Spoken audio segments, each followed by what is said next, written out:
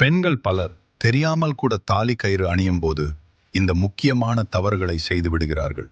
தாலி என்பது வெறும் ஆபரணம் அல்ல, அது ஒரு சுமங்கலியின் புனித சக்தி, கணவன் மனைவி பந்தத்தின் ஆன்மீக அடையாளம். அருந்த தாலி கயிறை, அதில் ஏற்பட்டுள்ள எதிர்மறை நினைவுகள், தடைப்பட்ட சக்திகள் அதேபடி தொடரும்.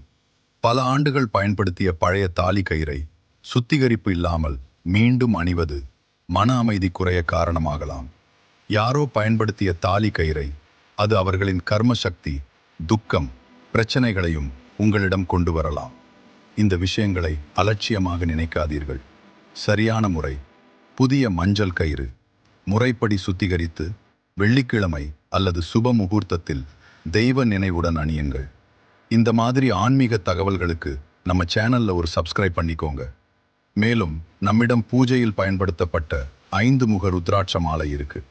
உங்கள் வீட்டில் இருக்கும் நெகட்டிவ் எனர்ஜியை நீக்கவும் வாழ்க்கையில் முன்னேறவும் இன்றே ஆர்டர் செய்யுங்கள். லிங்க் டிஸ்கிரிப்ஷன்ல இருக்கு.